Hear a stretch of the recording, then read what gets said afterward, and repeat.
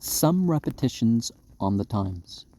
This is to be a blunt endeavor to emphasize some basic and desperate truths about the present economic impasse, swelling ever so little, the chorus now besieging the ears of our incoming legislators.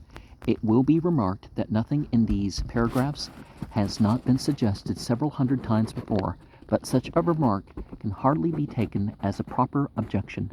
In social and political crises, no idea or perspective can gain an adequate hearing except through insistent echoes, and today there cannot be too many voices raised in exactly similar outlines of our civilization's real plight, and exactly similar demands for a brushing aside of irrelevant precedents and preconceptions in facing that plight. Only reiteration will help. The realities have been starkly and powerfully stated by competent individuals again and again, yet official thought and legislation very largely continue in their sluggish, superficial course, motivated by catchwords and conceptions left from former ages whose basic industrial and financial conditions no longer exist. For several generations, the man-displacing effect of the machine has been realized by a few. Yet the momentary ability of new industries to absorb displaced labor was enough to blind nearly everyone to the consequences inevitable after the end is plainly temporary absorption.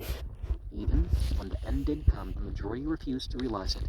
It took the repetitions and invocations of the technocracy survey, a tremendously valuable and significant movement, despite its handicaps of poor leadership and extravagant conclusions, to give the general public a really vivid glimpse of the permanently altered set of conditions around us. Thus, we may see the need for a repeated presentation of the whole dismal picture in all its familiar outlines and implications, its desperateness, and the probably dire results of its neglect or subordination must literally be hammered into the popular consciousness until increasing clamor reaches the legislator and forces him to face the facts and take drastic action concerning them. Our governing body must be brought to understand that the time is past for cherishing abstract institutions and deferring to purely theoretical ideas such as rugged individualism, unregulated private property, sound money, free initiative, legitimate profits, economic laws, balanced budgets, and so on. These institutions and ideals have to do with methods, but not with the realities underlying them. And today it is with the naked realities that we are having to deal. The real problem is to accomplish certain ends irrespective of methods, as is done in such other emergencies as warfare and pioneering. A certain morale is to be preserved and certain resources are to be distributed where they will do the most good. During the late war, there was no talk of theoretical technicalities, or if so, it was justly reprehended when a definite thing was to be done. If a certain number of men in a certain military area needed a certain amount of food, clothing, or other supplies, that amount was produced somehow by drastic commandeering if necessary, and delivered where it was required. Still farther back in history, the rigid apportionment of labor and resources in the Plymouth colony, and traces of it in latter American colonies, shows again that drastic and concrete action is not, despite the perfervid rhetoric of certain distinguished and plutocratic elder statesmen, incompatible with the real American tradition as distinguished from the artificial finance and business tradition built up during the myopic 19th century. Today, the country has plenty of resources and productive faculties so that enough exists to support the entire population very comfortably and without any of the destructive, absolute equalization demanded by ruthless communists. The problem is to get the existing material to those who need it, and the obstacles in the way are the theories which protect mere methods and abstract institutions and ideals. Now, they've shown that California, without even addressing the alcoholism issue, could feed 21 billion people. The country as a whole could probably feed about 30 billion people without any advance in technology. Yet we hear all this lack. Oh, we're going to run out of food because of, whatever the issue that they're trying to push, right? We all realize that the existing equilibrium must not be disrupted by a violent overthrow of all the safeguards of property in moderate quantities. It is only increasing in evil if those who have a few resources left are to be shorn of their pittance and thrown into the plight of the destitute. But we also realize that a prodigious amount of concrete rectification can be accomplished by arbitrarily distributive methods productive of no physical or cultural hardship to anyone, measures which are really very moderate and conservative when judged in relation not to abstract theory but to human needs and cultural standards. This is what the controllers of our political destiny must be made by popular clamor to see, that what is to be sought is not the preservation of a parcel of commercial methods and economic ideals, but a rational apportionment of resources and continuation of a hereditary way of life as regards art, ethics, intellectual perspective, and the niceties of personal existence. We must stop thinking primarily in terms of money and business, both artificial things, and begin to think increasingly in terms of actual resources and products on which money and business are based. In terms of these, of the human beings to whom they are to be distributed, and of the cognate human values which make the accidents of life and consciousness worth enduring. Part of the task of our repetitions must be to convince the holders of power of something which the farther-sighted philosopher long ago realized, namely that the present collapse is not merely a transient depression from which automatic recovery is possible. This, we hope, may be accomplished through the soberly disinterested efforts of that Columbia group of energy surveyors under Professor Repton-Strock, from whom the more sensational Scott technocrats have now been weeded. It is by this time virtually clear to everyone save self-blinded capitalists and politicians that the old relation of the individual to the needs of the community has utterly broken down under the impact of intensively productive machinery. Baldly stated, in a highly mechanized nation, there is no longer enough work to be done under any conceivable circumstances to require the services of the entire capable population if each individual is worked to his maximum, even in humane and rational maximum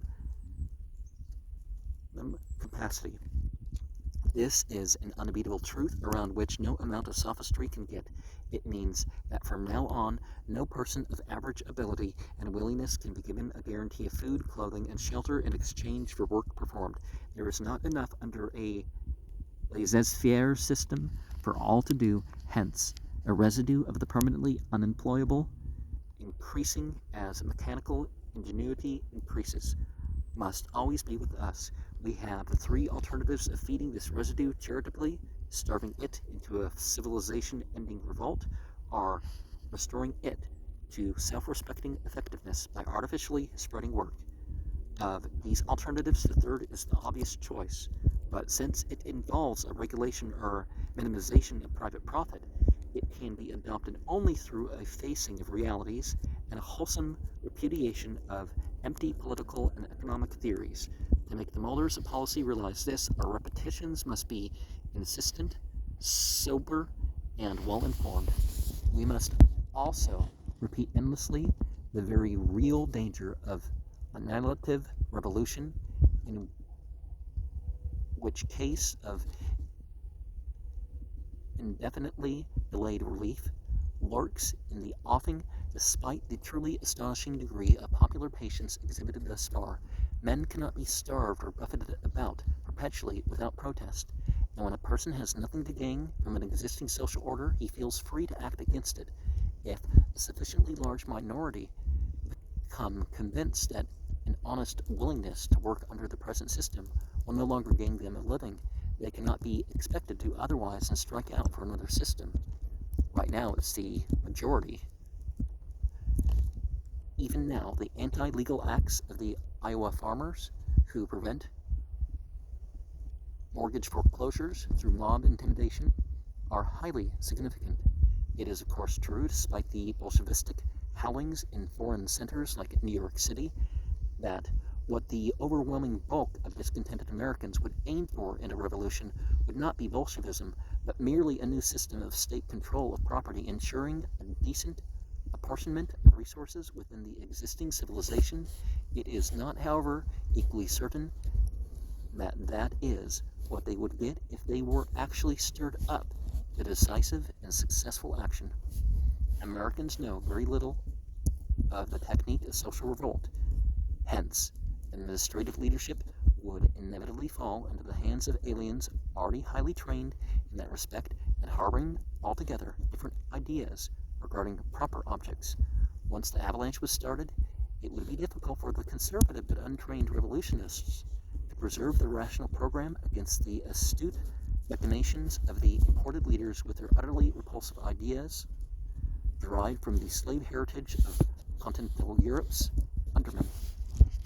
As the rational Russian Revolution of Kerensky, Kornilov, and Ilyukov became at last the tragic cataclysm of Lenin, Trotsky, and Stalin, so might a well-meant farmers and mechanics uprising in America became an orgy of slaughter and cultural destruction. It must not be forgotten in this connection that the alien leaders of such an orgy would have powerful support from the superficially impressive and dangerously articulate American element in sympathy with them, the neurotic intelligentsia, which includes persons of substantial achievement in non-political fields, authors, critics, and scientists like Dreiser, Anderson, Edmund Wilson, and V.F.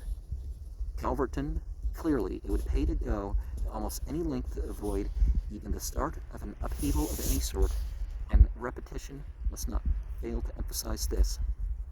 Nor should we neglect to repeat the details of the dark picture presented by this age. To use a very conservative estimate, about 12 million people in the United States are unemployed, while a much larger number, perhaps half the entire population, are suffering hardship to greater or less degree as a result of reduced income, unsatisfactory employment, or the burden of assisting unemployed relatives of the unemployed. An undoubted majority are persons of ample skill, experience, and capacity, prepared to offer in exchange for decent wages certain definite services which have hitherto been useful and necessary.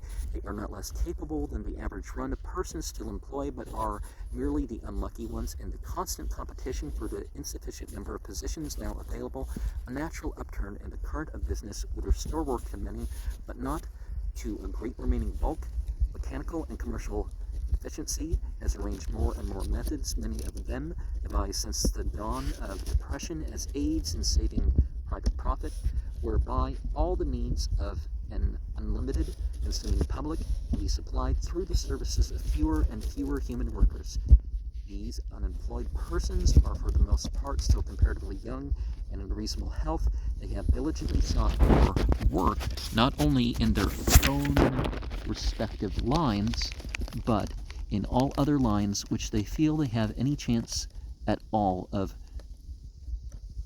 competently following, and in general tend to be the sincere, industrious, and persevering type, usually regarded as assets to the country and to their local communities, being accustomed to consider themselves necessary parts of the industrial system whose labor has a real and definite value. They have developed a high degree of self-respect, while the assurance of at least a modest income has given them a wholesome, comfortable, and in many cases tasteful standard of living.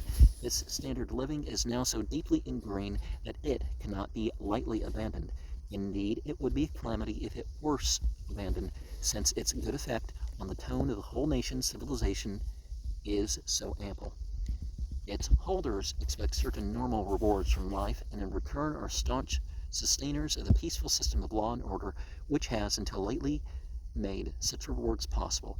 They feel that their contributions to society ought to earn for them and for the young, aged, and infirm persons dependent upon them a definite material security and spiritual dignity, when, through no fault or diminished capacity of theirs, the assurance of that security and dignity seems about to be withdrawn.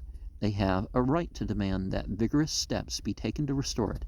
They believe that it is a duty of government to try to establish by any means whatever a degree of balance which will once more make the normal prices guaranteed results of industrial willingness and ability. The psychological effect of the present catastrophe on these sturdy and competent unemployed, for whom the securing of money has suddenly become an impossibility, is disastrous and far-reaching.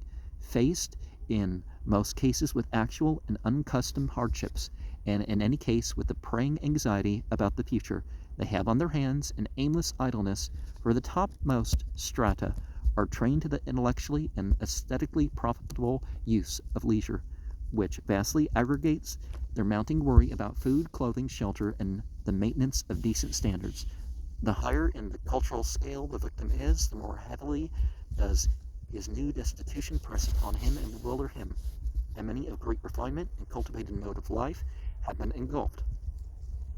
The anguish attendant upon the loss of cherished possessions and habits, which have become dominant landmarks of existence, is probably the most thoroughly poignant which any human being can endure. It is not alone the former possessor of luxuries who suffers through the present debacle.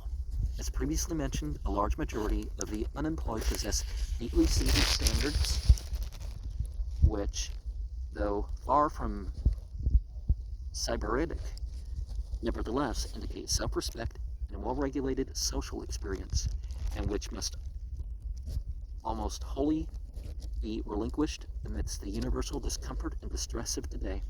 Many, accustomed to the social amenities, are now obliged to live in unutterably depressing and dispiriting quarters, with an insufficient and unpalatable food supply, and with eviction and unthinkable horrors of starvation and exposure staring them in the face.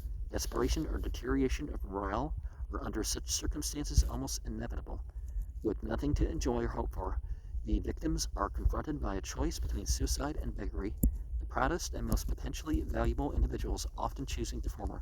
That this condition harms the national tradition as well as the individuals concerned can hardly be disputed. The dominantly commercial civilization of boom times was itself an anti-cultural influence, and this addition of a materially degrading element greatly abets the decline. When families of taste are no longer able to maintain the dignified and independent form of life which has hitherto distinguished them, and when even the essentials of a neat personal experience are made impossible for formerly fastidious multitudes, the general standard is bound to suffer. High levels of living are hard-won enough in any case, and tend to disintegrate alarmingly when existence becomes a sordid, aimless, and apparently helpless struggle. Ethics perish along with good manners when people begin to feel that there is nothing to live or fight for anymore. Naturally, some steps have been taken toward the relief of the people's more elemental woes, but their ironic inadequacy is easy to see. In many cities, the artificial work created for the jobless is wholly unsuited to most of the victims concerned, and far too fragmentary to give any of its recipients a genuine living. Usually, too, the process of application for such work is rendered infinitely painful and humiliating by the personal catechisms imposed, and by the general sense of defeat and insignificance inculcated through the harsh and individuality-crushing red tape made necessary by the very nature of the enterprise. The abnormal, artificial, and essentially charitable character of the alleged work, haphazardly created as an excuse for giving out monetary driblets, is almost always manifest to a vitalizing and spirit-dampening extent. It is so clearly a disguised goal that it lacks all the stimulus of that genuine work which supplies the actual needs of the community. Moreover, it is usually so repugnant in nature and so ill-adapted to the capacities and temperaments of its performers, ditch digging and brush clearing for soft-handed, short-winded office clerks and so on, that it tends all too often to become a stultifying and sullenness-breeding nightmare. The tactics of profit-seeking private employers in the crisis are about what might be expected. In the city of New York, many commercial and industrial enterprises have taken advantage of the tragic labor surplus by discharging their normally paid help and hiring new staffs from the ranks of the unemployed at the same pitifully small wage, $12 per week, which is usually offered by the local emergency work bureau for the unemployed. One result of these palliatives and piracies is to give the much buffeted victim a disconcerting and conceivably dangerous feeling of his precarious puppet-like position and constant instability under the existing system. Another result is the total or partial alienation of skilled workers from their normal occupations, so that they will be clumsy and rusty if ever called back to these pursuits. It is, of course, needless to remark on the obvious problem of the young, who are now growing into adulthood without any chance to learn and practice a regular occupation. For the southern and western farmer, the outlook is as dire as for the eastern laborer or urban clerk. Agricultural products bring no appreciable money, and foreclosed mortgages are rapidly transforming self-respecting freeholders into peasant-like and increasingly penniless tenants. Vigorous and progressive Westerners cannot look with equanimity upon a system which bids fair to reduce them to the servile state of the Deep South's poor white cotton croppers. With large sections of the population in this hopeless and torturesome state of dispossessedness, Yankee and Southerner, Easterner and Westerner, rustic and urbanite, Republican and Democrat, patrician and plebeian, wet and dry, old American and assimilated immigrant, for once united in a desperate common cause, it would be idle and frivolous to minimize the danger of a spread of revolutionary sentiment from the old red class of chronic incompetents, malcontents, fanatics, and foreigners, to those responsible elements of the people who have so far been our chief bulwarks against social explosion. Of course, it would not be the communistic revolution that these elements would desire, but as pointed out before, a revolution is a much easier thing to start than to control. We cannot well starve and goad the people into an uprising and at the same time expect to be guaranteed immunity from those extreme lengths to which uprisings are fatally apt to go. If a revolution comes, it is likely to mean Bolshevism in the end. Hence, it behooves us to look closely at that article now practiced in Russia and see if it be not a thing worth going to any length to escape. In considering the Soviet Russia, we do not need to consult the reports of its impassioned enemies. The plainest proofs of the unfitness of its methods for nations of Western European traditions and race stock are to be found in the preachments of its own leaders. Certainly, many individual details of its program, such as the coordination of industries, are of admitted ingenuity and worthy of possible adoption in modified form by the Western countries, but the merest glance at the whole underlying fabric is enough to demonstrate its unsuitability. What the Soviets have done is to ensure a meager livelihood to the least competent classes by destroying the whole background of tradition, which made life endurable for persons of a higher degree of imagination and richer store of cultivation. It is their claim that they could not have guaranteed security to the humble without this wholesale destruction of accustomed ideas, but we may easily see that this is but a thin veil for a purely theoretical fanaticism bearing all the earmarks of a new religion, a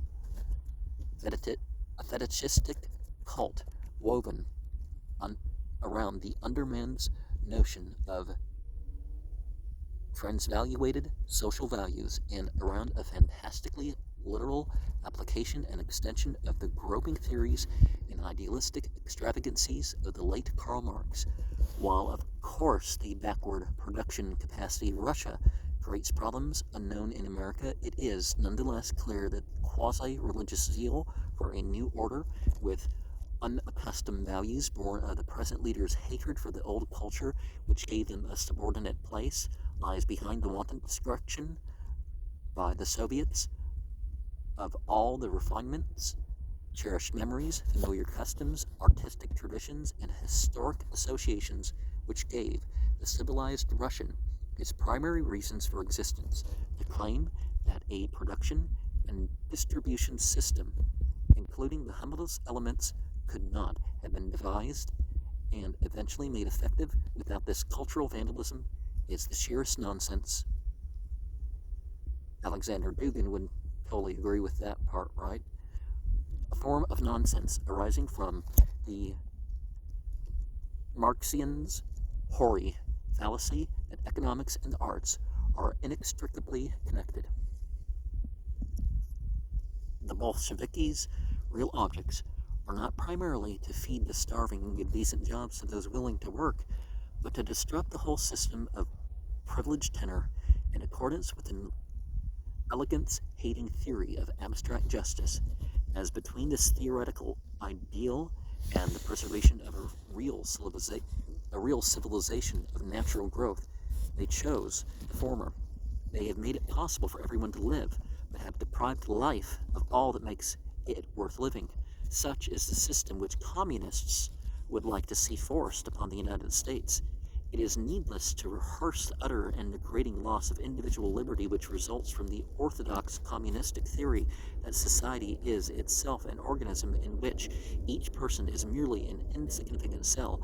It is not in anti-Soviet libels, but in the proud reports of Soviet leaders that we read of the forcible transfer of whole village populations from their ancestral abodes to new locations in the Arctic, and of the arbitrary ordering of Moscow clerks to tasks of manual labor in the farms and forests of Siberia.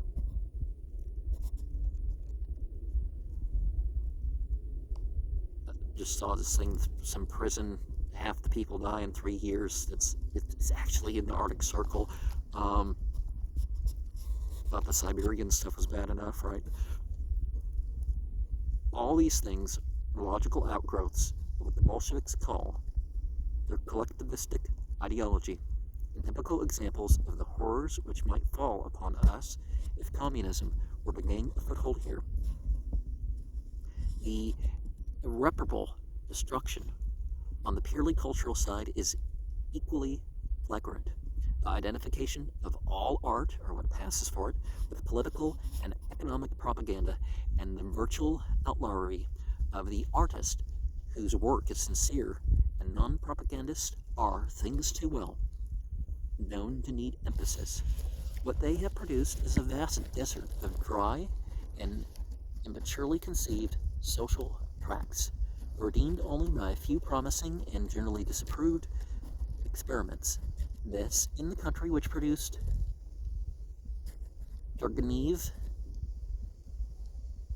Dostoevsky, and Tchaikovsky, whose pre-revolutionary traditions are still a powerful influence in the Western world.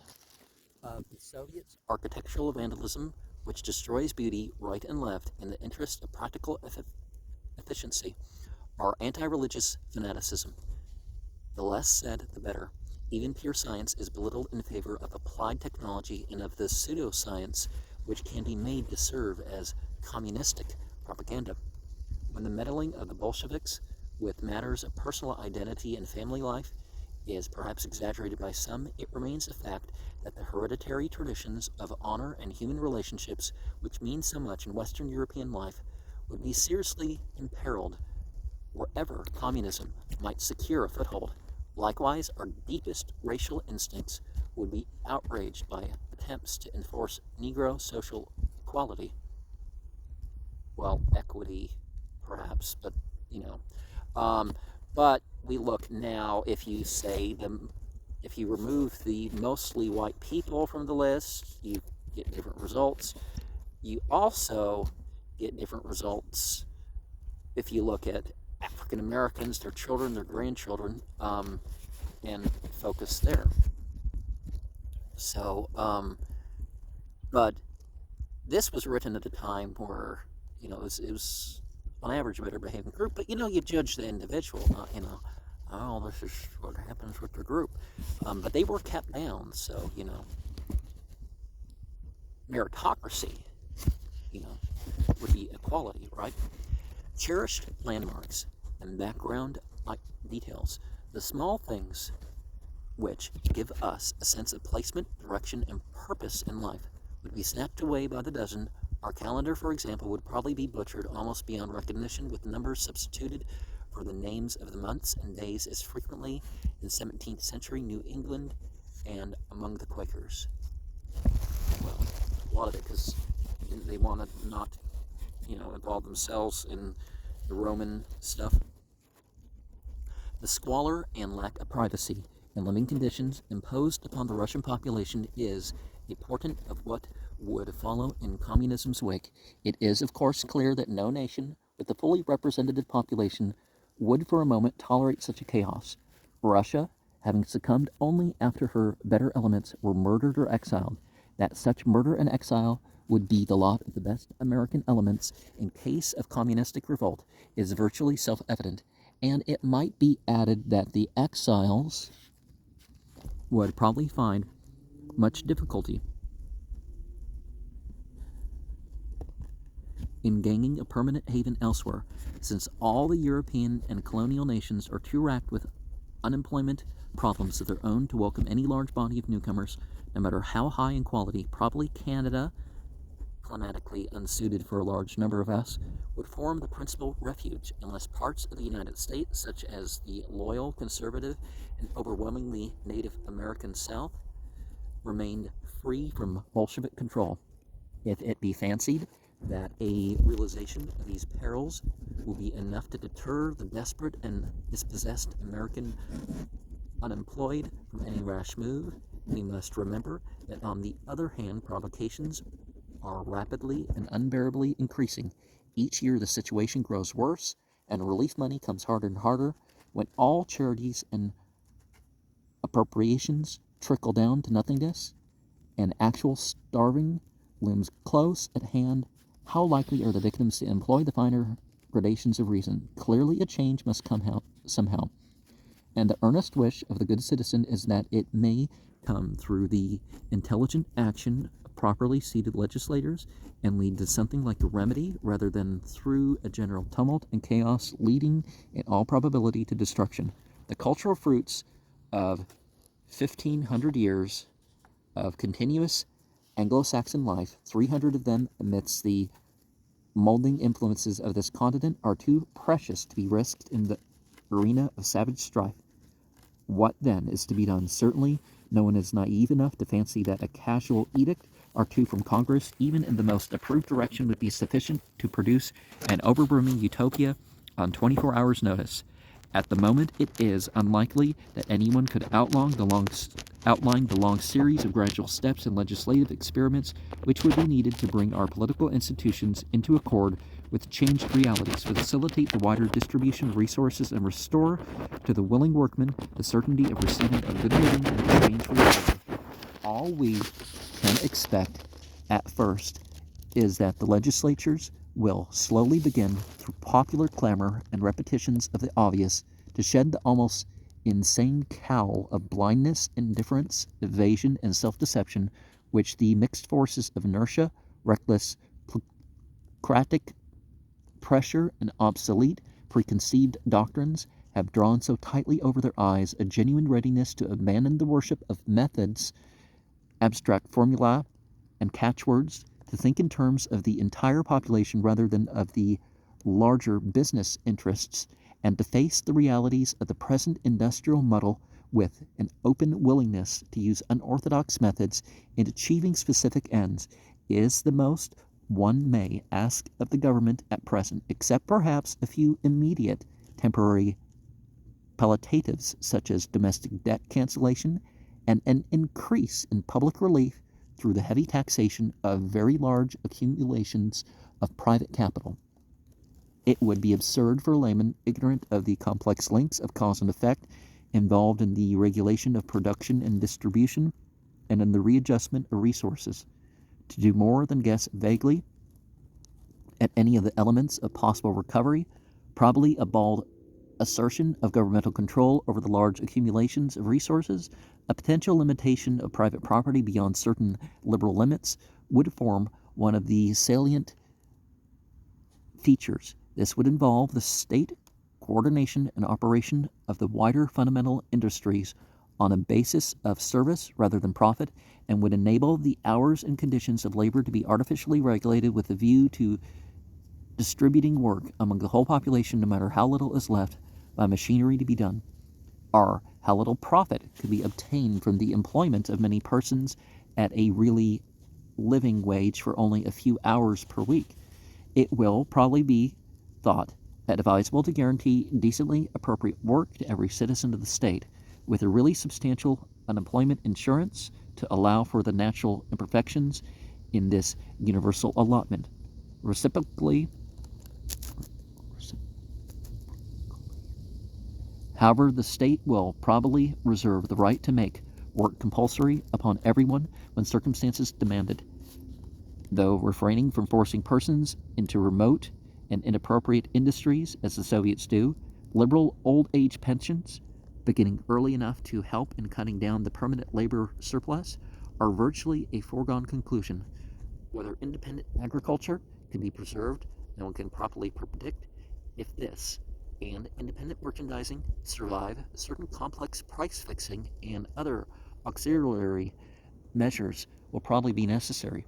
Otherwise, the growth of governmentally controlled farms and chain selling establishments seems likely. The operators of these things receiving the customary guarantees of employed persons, there would seem to be no barrier against such an universal condition of working for the government, nor would such an arrangement in a country of unlimited resources and production necessitate any of the restrictions on the individual which the Soviets ruthlessly impose. Levels of salary in every branch of activity would be determined by the complexity and difficulty of the work performed, so that the high-grade executives would receive as much more than common laborers is as now the custom. The continued protection of limited private property would, of course, enable persons of the executive class to retain the present type of existence, minus some of the extravagances, and to retire on a modest scale without calling on the pension funds except in case of necessity. The state control of industry would naturally induce new factors into the matter of foreign commerce, and one cannot well predict the future of tariff and free trade. Large investments in foreign countries, especially the wholesale exploitation of economically backward countries, would almost certainly be discouraged as leading provocative in war breeding. For defensive purposes, of course, an army and navy of great strength would be rigorously maintained, perhaps through universal training. On the cultural side, the existing tradition needs not be menaced. Education, however, will require amplification in order to meet the needs of a radically increased leisure among all classes of society.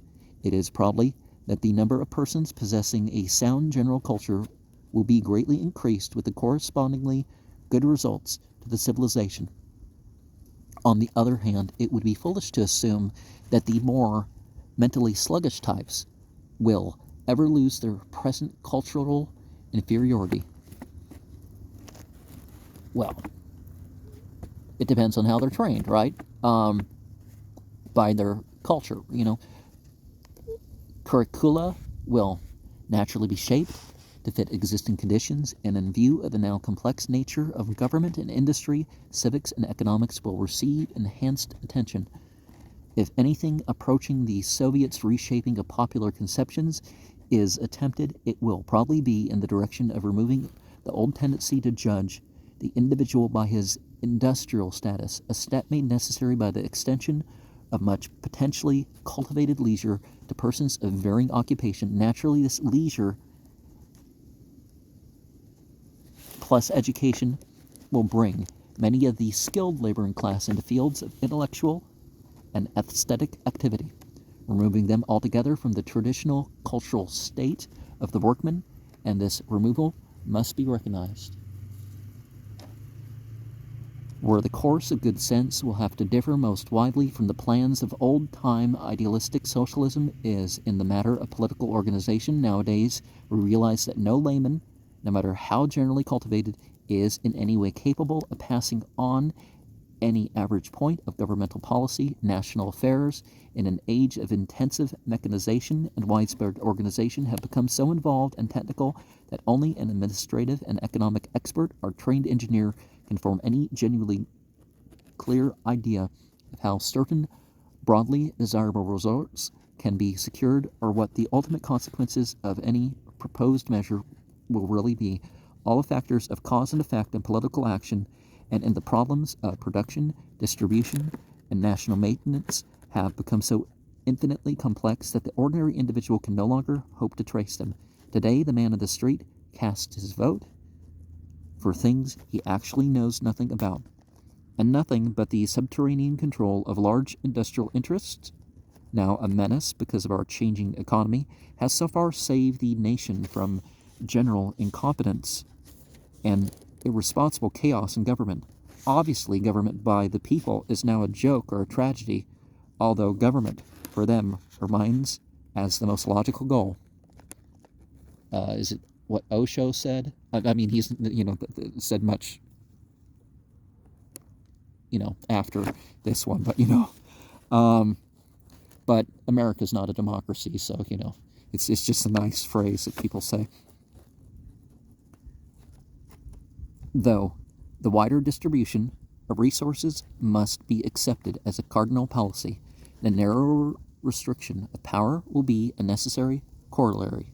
No bungling democratic government could even begin to accomplish the delicate adjustments which loom ahead.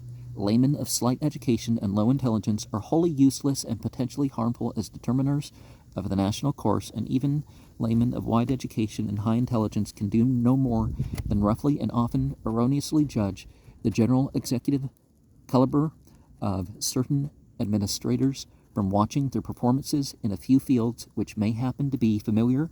No non-technician, be he artist, philosopher, or scientist, can even begin to judge the labyrinthine governmental problems with which these administrators must deal. Accordingly, we must expect any adequate government to be of the sort now generally called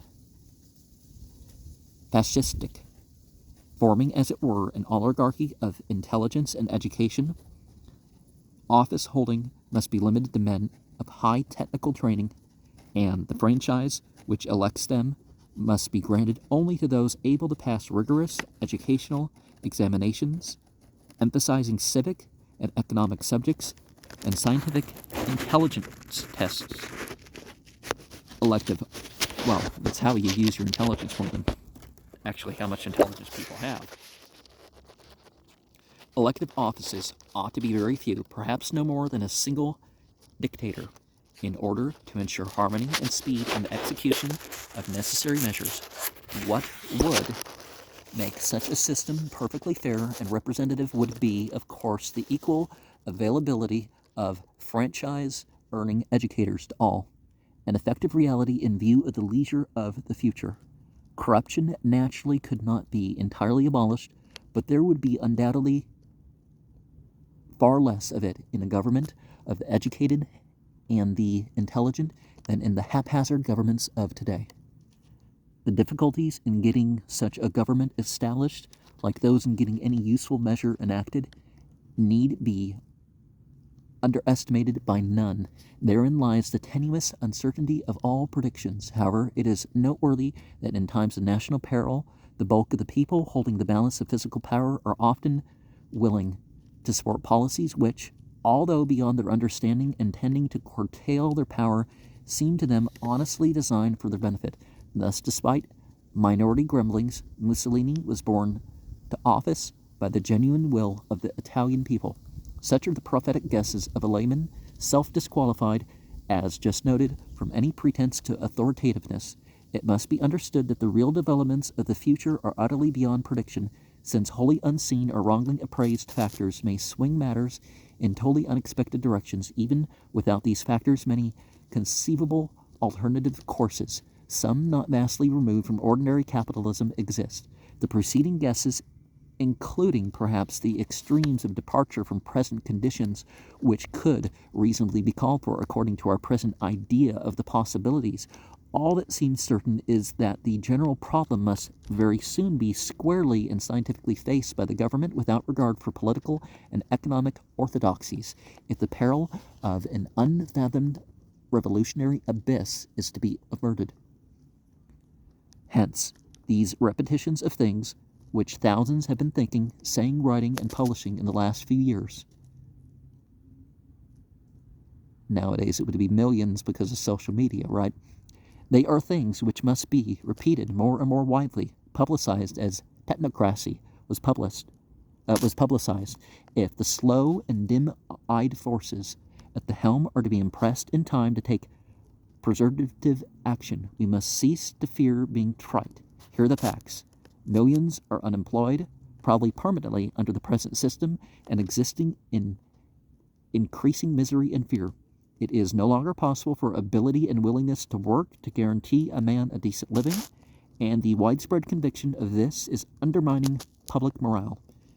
There are plenty of resources in the country withheld by artificial methods from those who need them. Attempts at relief have so far been irregular, inadequate, unscientific, and painful to the recipients, producing a dangerous popular psychology.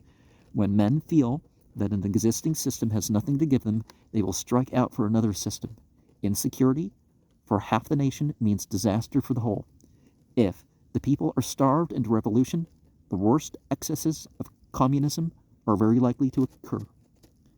Precedent makes it certain that, given the will, brains, independence, and determination of high-grade men, the forces of government can accomplish a recuperative redistribution of resources through emergency measures, ignoring the absolute orthodoxies of politics and economics.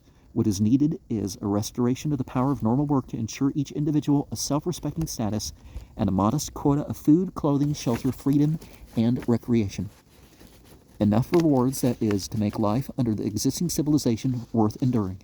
These matters cannot be dodged, and every moment of delay in facing them increases the nation's peril. We have plenty of thoughtful and liberal men who cannot or do not act, and plenty of strong men or action who cannot or will not think in far-sighted or liberal way.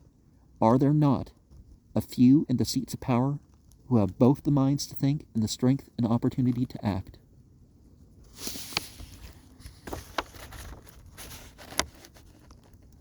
And more than ever, I guess there's the technocracy movement